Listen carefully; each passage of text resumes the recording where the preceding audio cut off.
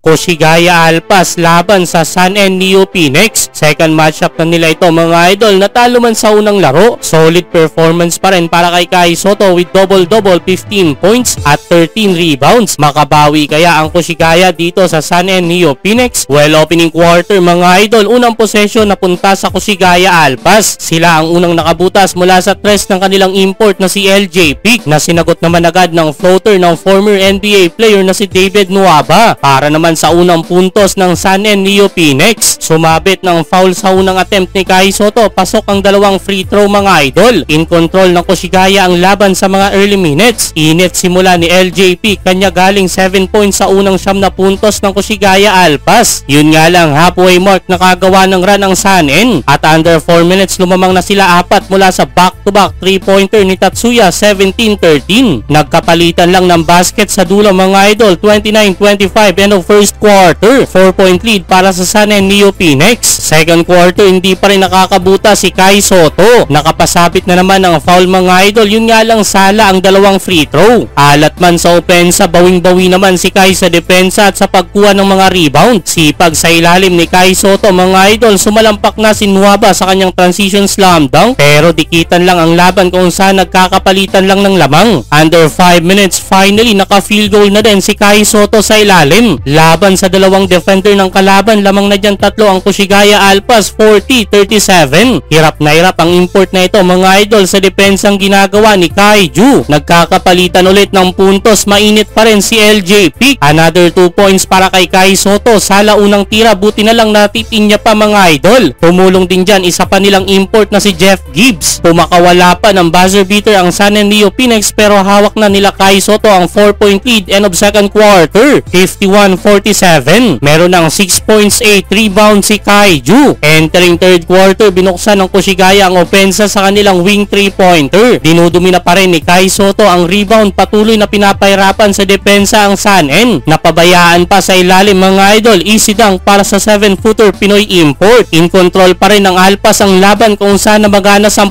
kanilang lead under 3 minutes. 64-54, umiinit na si Kai Sotto mga idol. Nakumana na naman ng 4 straight points, unstoppable na sa ilalim. Meron ng double digit sa punto si Kaiju. Yun nga lang, nahatulan ng unsportsmanlike foul si Kai mga idol nang gawin ito sa import ng Sun N. Inejected si Kai Sotto dahil dyan inilabas nga siya sa laro. Hanip etong import na ito mga idol. Shagilid lang ang buhok. 70-60 end of third quarter. 12 points, 13 rebounds para kay Kai Sotto.